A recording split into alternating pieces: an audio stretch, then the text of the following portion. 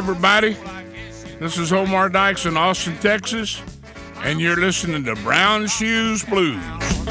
Everybody holler these crazy words that didn't even make no sense. Brown shoes, big brown shoes across the floor.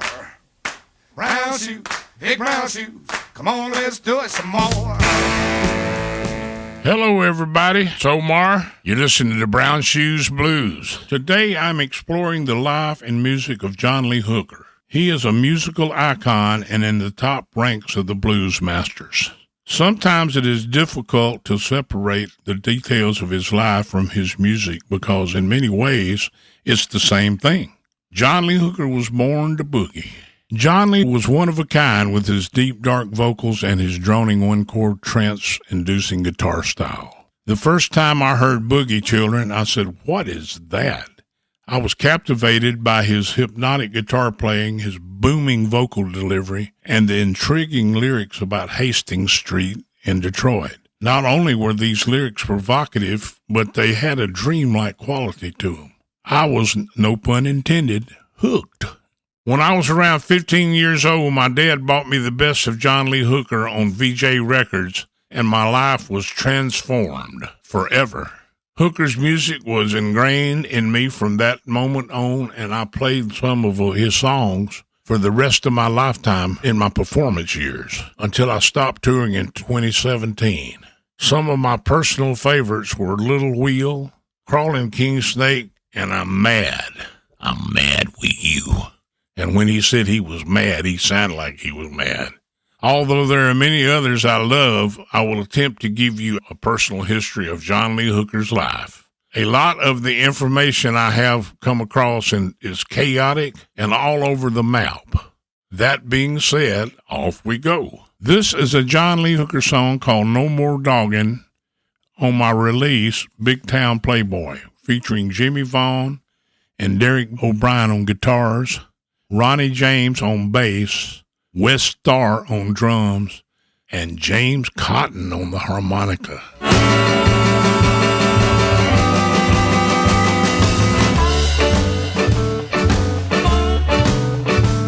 No more dogging, fooling around with you. Honey, no more dogging, fooling around. I'm gonna let you ride, baby, that's what I'm gonna do.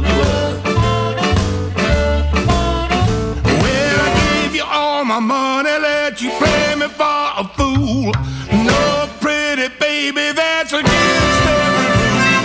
No more dogging, fooling round with you.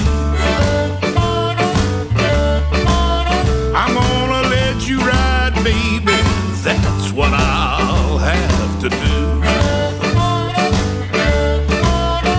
Well, you told me that you love me, told me a lie. I love you, pretty baby, until the day I die. No more dogging, fooling around with you. I'm gonna let you ride, baby, that's what I'll have to do.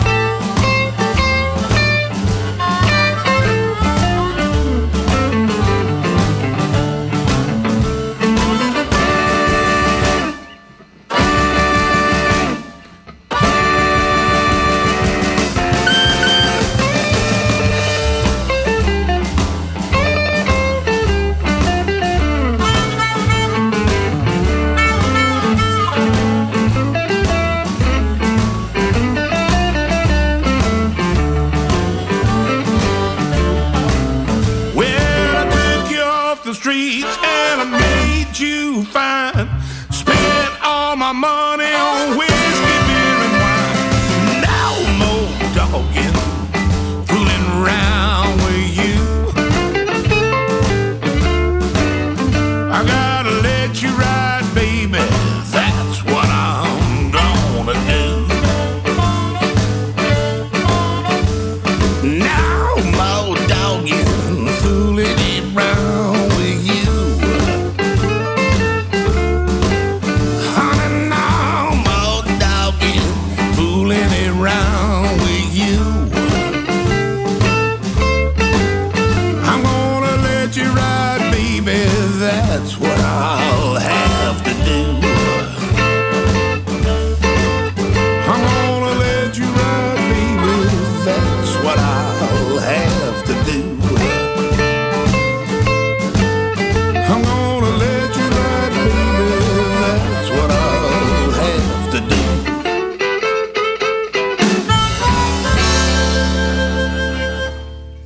John Lee Hooker was born either in 1917 or 1920.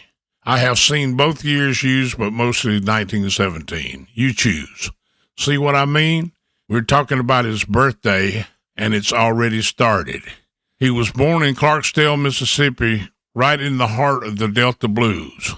He was one of 11 children, and his father was a Baptist minister, allowing no blues in the Hooker home. When John Lee was about 7 or 8 years old, his sister Alice was dating a man named Tony Hollins, a part-time blues musician, and he took a particular liking to John Lee. Hollins bought a new guitar and gave his old guitar to the boy.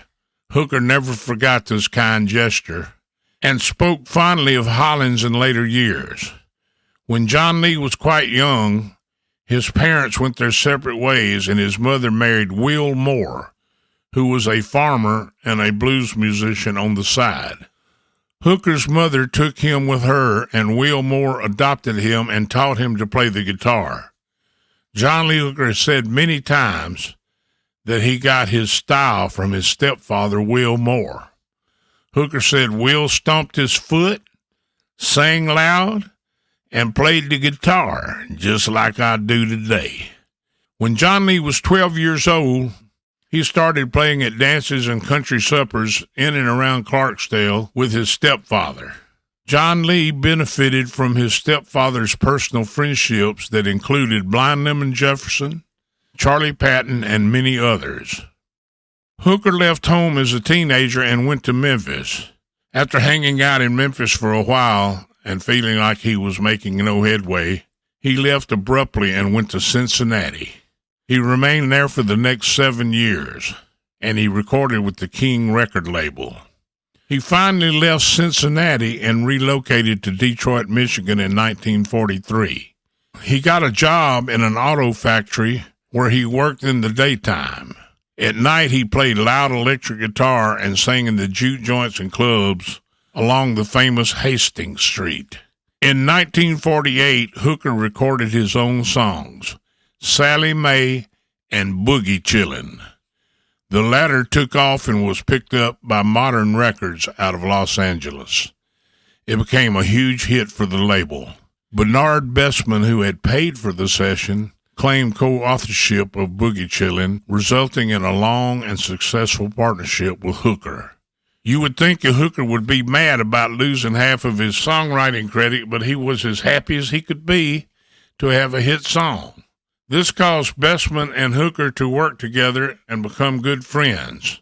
On February the 19th, 1949, John Lee was back in the studio to record a follow-up to Boogie Children, under the guidance of Bernard Bestman.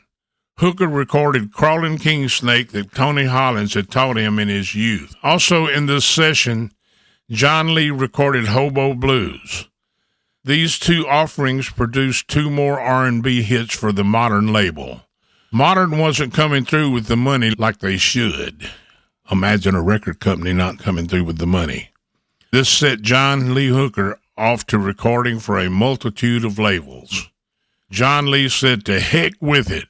Whoever's got the cash gets the recordings." Hooker was off to the races. This prompted him to change his name to such things as John Lee Booker, Texas Slim, Boogie Man, Johnny Williams, Delta John, Birmingham Sound, and others. In spite of that, everyone knew it was John Lee Hooker because his voice and style are so distinct. At times in my career, I have been cited as the man of many labels, but John Lee Hooker had me beat by a long shot.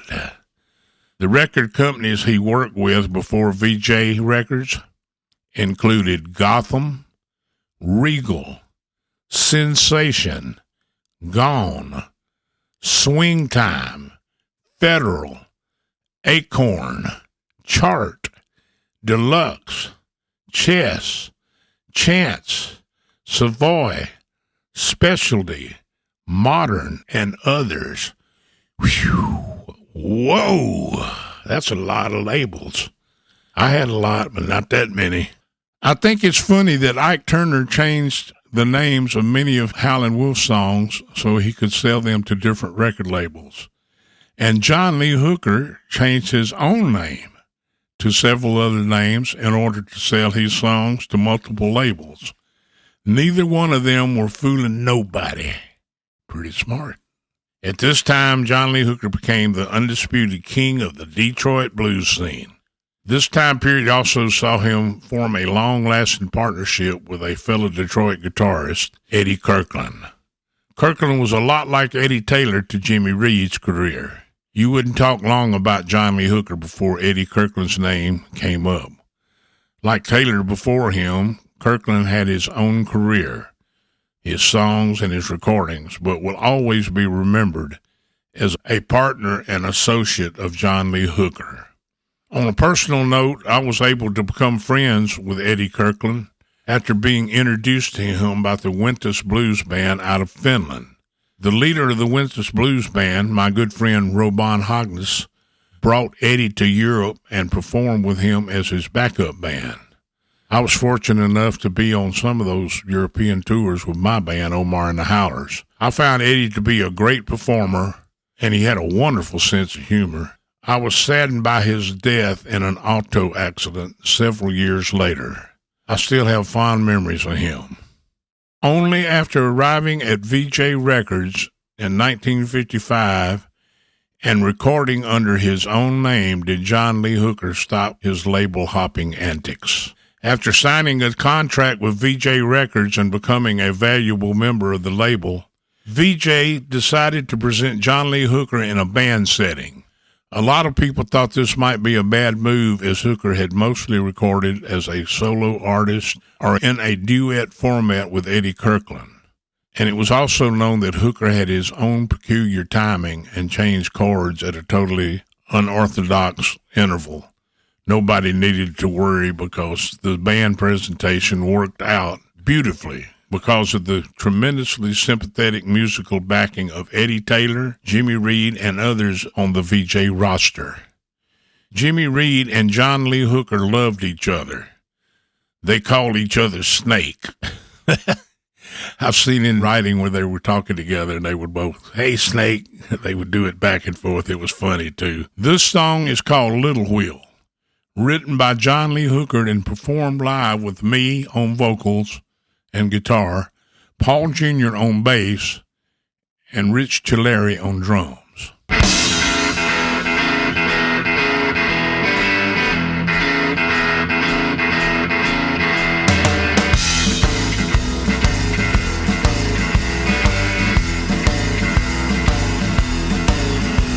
Let me be your little wheel, till your big wheel come.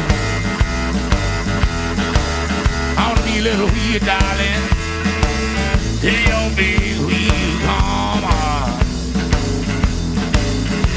I can do more rolling than your big wheel ever done.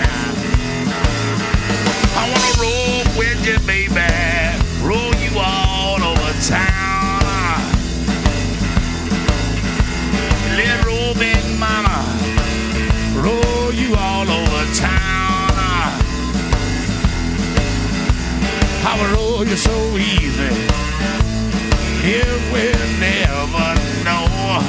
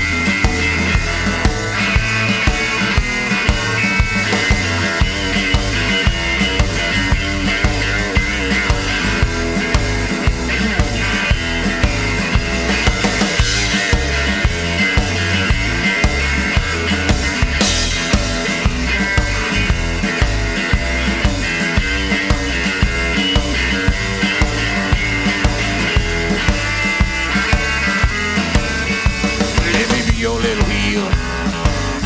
Tell your big wheel, come on. On the little wheel, darling, tell your big wheel, come. I can do more rolling than your big wheel ever done. I wanna roll with you, baby. I wanna roll with you, baby. I wanna roll with you, baby. I wanna roll with you, baby. I wanna roll with you, baby. Roll you all night long.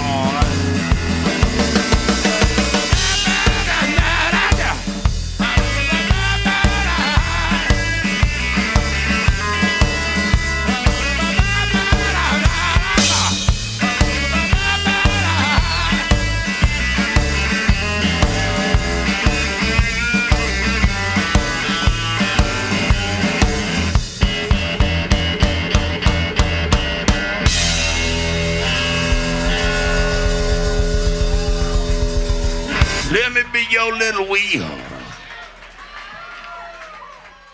That was Little Wheel from my release, Classic Live Performances, Volume 1. The band setting worked because they listened closely and let Hooker do his thing. Jimmy Reed and Eddie Taylor recorded Time is Marching and a follow-up to Boogie Chillin' called Mambo Chillin'. You know, they always try to follow up the same thing they've already done. But that's all right, because I like Mambo Children, too. It's funny. It's got the mambo beat. Eddie Taylor stayed on and in 1956 did a session that produced the songs Dimples and Baby Lee, which both became classics for John Lee Hooker. Eddie was still in the band in 1958 when they recorded I Love You, Honey, which dented the R&B charts. Hooker continued to have chart success into the early 60s, with No Shoes, and he had on shoes, that's the name of the song, and continuing on with Boom Boom in 1961, and I loved it. In the mid-60s, I helped my dad on his retail route selling shoes, clothes, and shower curtains, bedspreads out of the trunk to people in remote rural areas outside of the towns. I remember hearing Boom Boom coming out of these small country homes, either from the radio or them playing a record player. I loved hearing it, and I bought an LP by the Animals out of England that included the cut Boom Boom. I was like a kid in a candy store. John Lee Hooker was cast as a player in the folk and blues movement and recorded acoustic albums directed toward that audience. In 1964, he recorded one of his last titles for the VJ label called Big Legs, Tight Skirt. The abrupt closing of VJ Records in 1965 sent Hooker on another label-hopping venture, recording on Chess, Impulse, Verve, Folkways, and the Bluesway imprints. Like a lot of the other blues artists, John Lee Hooker was also quite popular with the British invasion bands. These groups included the Animals, Manfred Mann, the Yardbirds, John Mayall and the Blues Breakers, Long John Baldry, and the Groundhogs, who were named after Hooker's song, Groundhog Blues. In 1966, John Lee Hooker did a tour of England and was back on the first part of the tour by John Mayall and the Blues Breakers, and on the latter part of the tour by the Groundhogs. For whatever reason, Hooker did these dates with the Groundhogs by opting to travel in the worn-out van owned by the band and by staying in the same cheap hotels. He gave up his limousine and luxury hotel rooms because he said he wanted to be part of the band. This greatly endeared him to the Groundhogs, and they love John Lee Hooker to this day. In 1970, John Lee Hooker cut a record with the blues rock band Canned Heat. It was titled Hooker and Heat, recorded on ABC Records. It was recorded in Los Angeles at Liberty Records Studio over a 3-day period. Produced by Bob Hite, Can Heat's singer, and Skip Taylor, Can Heat's manager. Not only was this record a major success, but it hit number 73 on the pop album charts. Shortly after the release of the album, Alan Blind Al Wilson died of an overdose in California. The band and John Lee Hooker were devastated. Hooker said this was one of the best albums he had ever made and that Alan Wilson, Blind Al, was a genius. There is not a lot of information available on John Lee Hooker's life in the 70s. 2 albums released in the 70s were Endless Boogie in 1971 and Never Get Out of These Blues Alive in 1972 that included Van Morrison, Steve Miller, Elvin Bishop, and others. Also released in 1972 was Boogie Children on the Fantasy label, which was a live recording from 1962 that was recorded in San Francisco. Hooker's delivery was toned down and had a coffee house feel to it. There is also another live performance of John Lee Hooker's recorded in 1976 at Hunter College in New York. This is Hooker by himself stomping on a board, playing guitar, and singing up a storm. See, I love this record. It was called Alone, and it was fabulous. When John Lee Hooker played alone, all rules went out the window. When he played with a band, he tried as hard as he could to have regular timing, but it was still erratic. What makes a lone recording so good is he doesn't have to conform to regular timing. His delivery was astonishingly simple, and because he was a minimalist, he made every single note count. John Lee Hooker had arrived, and there was much more to follow. It has been said that Hooker is probably the most recorded artist in the history of the blues. In a word, he was on his way. As a rule of thumb, you can't have too much John Lee Hooker. It's all good. Hooker also recorded a live concert at the Keystone Club in Palo Alto, California in 1978 with a full band. Highlights from this record include One Room Country Shack, one of my favorites, and Tupelo. It seems John Lee Hooker spent a good bit of time in the 70s in clubs and concerts playing what some call the Endless Boogie. This song is from my release from 1995. It's called Midnight Ramblin' Man, an attempt by me to play the driving beat inspired by John Lee Hooker.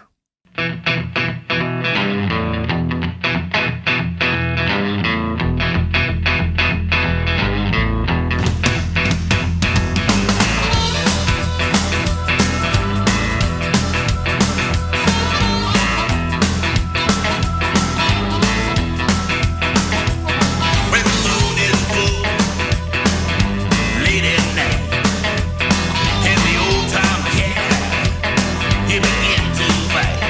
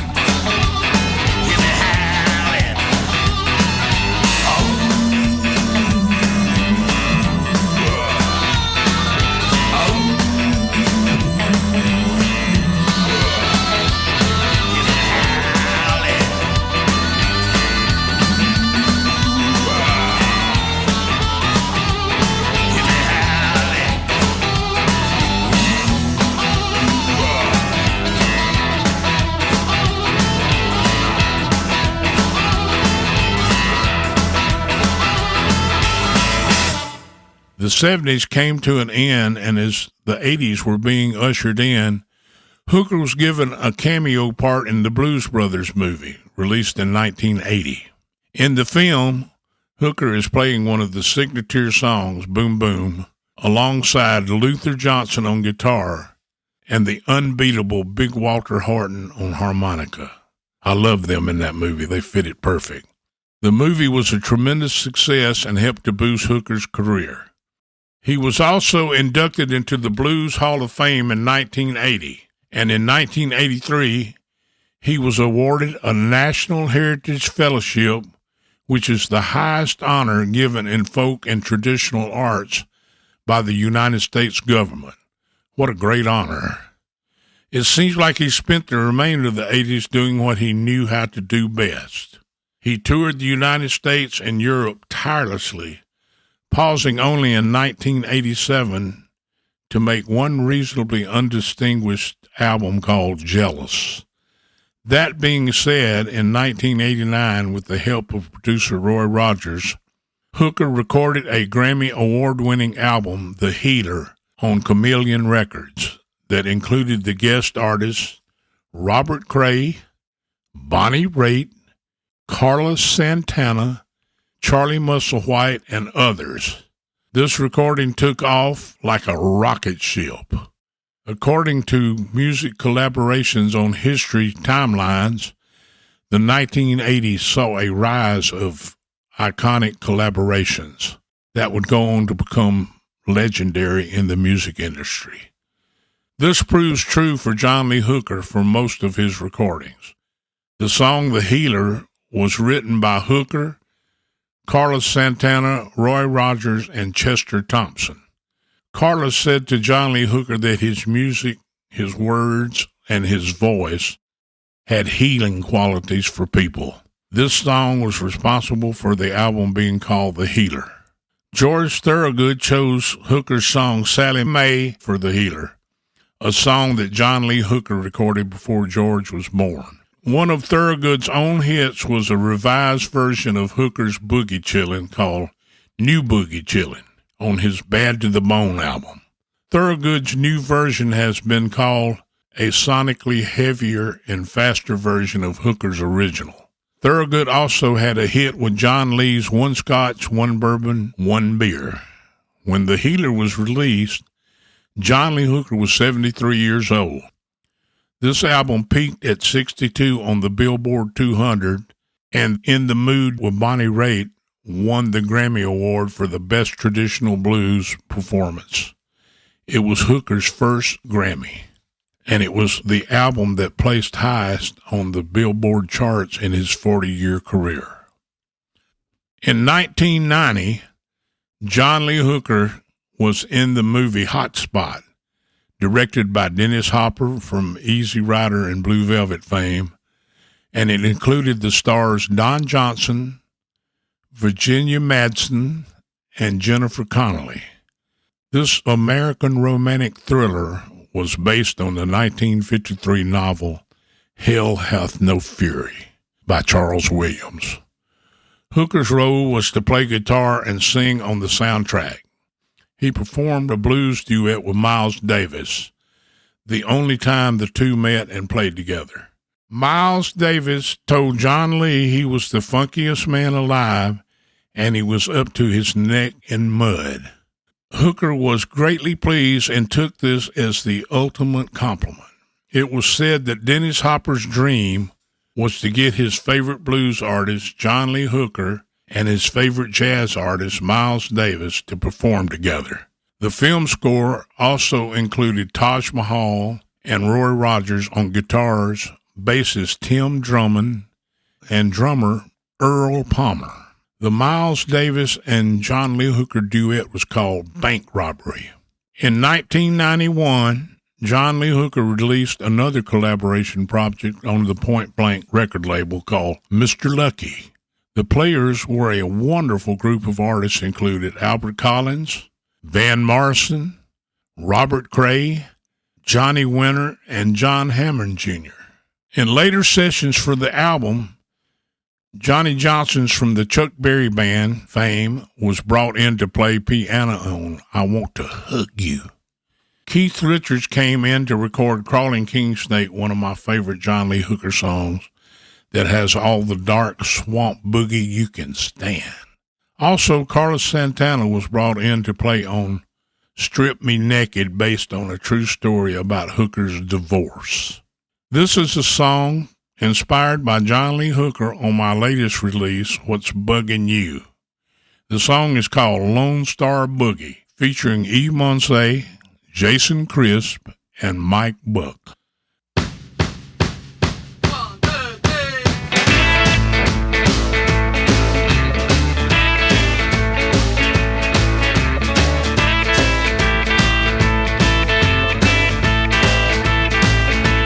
Mighty or small, we're gonna have a ball.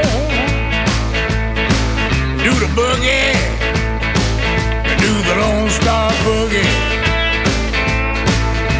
They boogied in Houston, they did the truck stop rock. Down in Port Arthur, the party never stopped. San Antonio did the Texas swing. Corpus did the stone, it was a beautiful thing. Do the boogie, do the Lone Star Boogie. Fort Worth was jumping, Dallas jumped some too. They had the rockin' pneumonia and the boogie woogie flu. Lovers did the two-step, they danced the night away.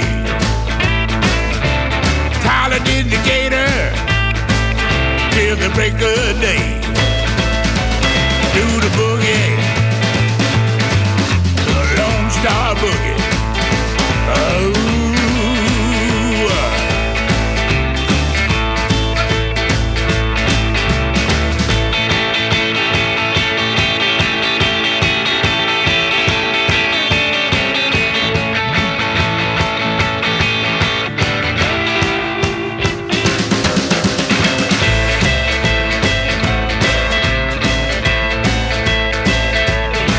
El Paso did the monkey, they loved to rock and roll.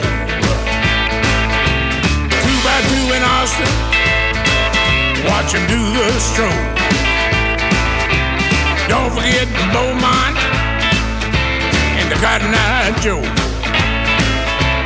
Brownsville is the home of the Fandango.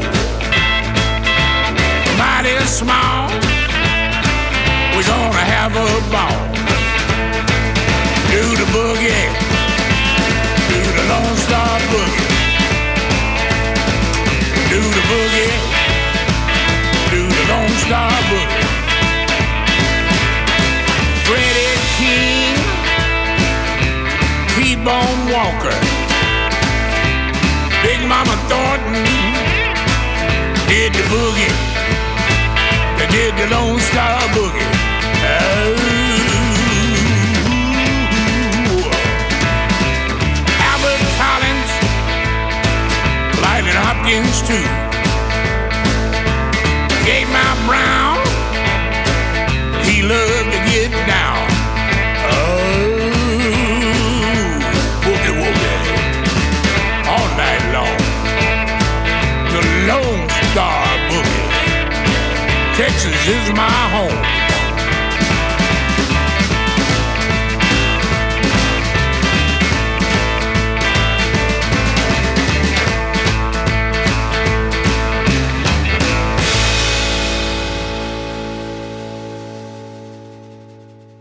Boom Boom was recorded in 1992 on Point Blank Records and featured performances by John Hammond Jr., Albert Collins, Jimmy Vaughn, the great Charlie Musselwhite, and Robert Cray. Hooker's goal was to revive some of the songs from his earlier days in his career. He hit pay dirt right off the bat with the incredible Jimmy Vaughn's mean guitar on the title cut Boom Boom that was nominated for a Grammy in 1993. Other highlights include Same Old Blues Again with Robert Cray, Boogie at Russian Hill with Iceman Albert Collins, and a great duet with John Lee Hooker and Charlie Musselwhite. This is one of my favorites from John Lee Hooker's later career. The 1995 release, Chill Out, featured Charles Brown, Van Morrison, Carlos Santana, and Booker T. Jones, and was produced by Roy Rogers, John Lee Hooker, and Carlos Santana on Point Blank Records. This record was awarded a W.C. Handy Award for the Best Traditional Blues Album of the Year. It reached number 3 on the U.S. Blues Chart. That's an accomplishment. In 1997, the album Don't Look Back was released. It was co-produced by Van Morrison and Mike Kappas, who was Hooker's manager. Morrison performed 4 duets with John Lee on this release. The album won a Grammy for the Best Traditional Blues Album in 1998. The title duet with Van Morrison also won a Grammy Award for the Best Pop Collaboration with Vocals. John Lee Hooker and Van Morrison first met in London in 1964 and guested on each other's albums over the years. I was fortunate enough to play with my band Omar and the Howlers in the late 80s at an outdoor concert with John Lee Hooker's band, the Coast to Coast Blues Band, in Santa Barbara, California. It was a great show, and I got to see John Lee in action. Wonderful. John Lee Hooker's major accomplishments include induction in the Rock and Roll Hall of Fame in 1991 and a recipient of the Grammy Lifetime Achievement Award in 2000. He has a star on the Hollywood Walk of Fame. He was inducted into the Mississippi Musicians Hall of Fame. He won 6 Grammys altogether. The 1962 version of Boom Boom was inducted into the 2016 Grammy Hall of Fame. John Lee Hooker died in his sleep in Los Altos, California on June the 21st, 2001. He was either 83 or 88 years old, you choose. He was survived by 8 children, 19 grandchildren, and many, many great-grandchildren. Carlos Santana, after hearing about John Lee's death, reportedly said, "There are no superlatives to describe the profound impact John Lee left in our hearts. When I was a child, he was the first circus I wanted to run away with." Wow, I love that. John Lee Hooker's grave is located at Chapel of the Chimes in Oakland, California. At the funeral service, Reverend John Lee Hooker Jr. pointed at the rosewood coffin and said, "Here lies John Lee Hooker, king of the boogie." Bonnie Raitt, Ry Cooder, and Buddy Guy were in attendance. Omar's picks for this episode about John Lee Hooker include the legendary modern recordings from 1945 to 1954. The Ultimate Collection, 1948 to 1990. Alone on Rhino Records, the first concert and the second concert. Those are the ones with John Lee playing by himself at Hunter College in New York, and they're fabulous. I love them. This is a song co-written with Steve Califf on my 2014 release called Boogie Man. This song is a tribute to John Lee Hooker.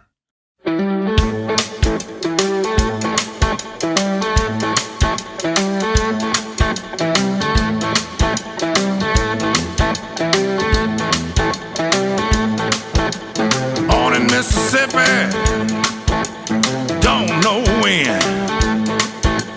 Delta rocked his cradle, the blues within. Daddy played the guitar, taught him rock the blues. The boy left for Memphis to pay some dues. Something in the boy had to get out. Stop the Boogie Man, can't stop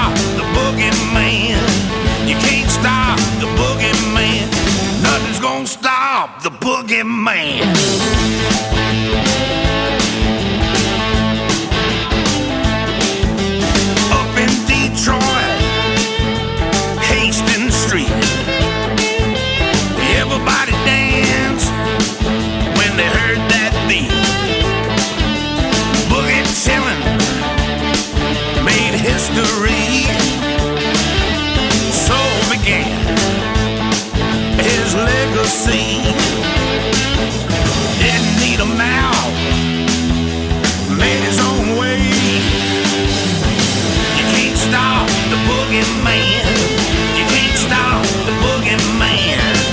Can't stop the Boogie Man.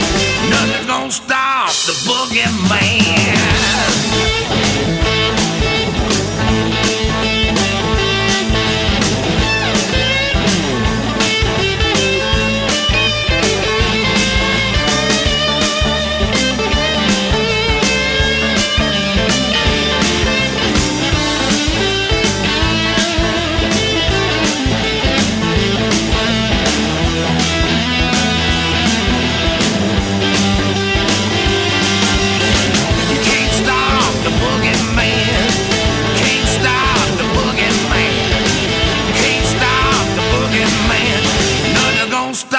The Boogie Man.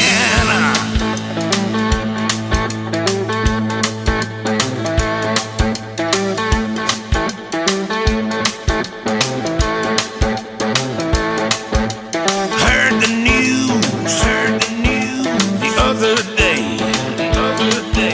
The Boogie Man passed away. Changed the world with his soul.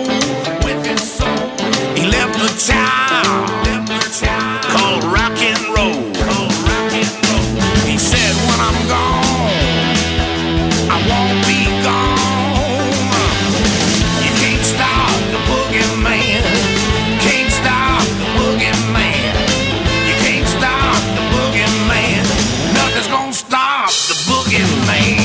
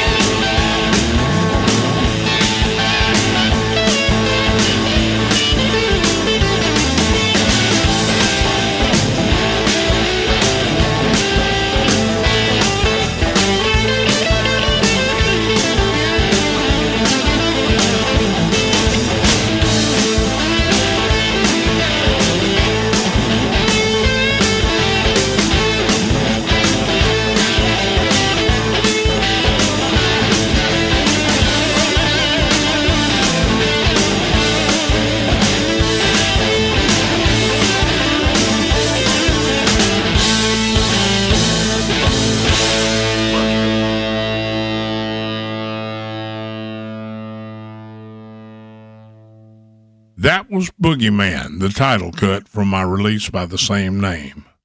I'm on vocals, Chris Duarte on guitar, Malcolm Papa Molly Welbourne on guitar, George Rains on drums, and George Reiff on bass.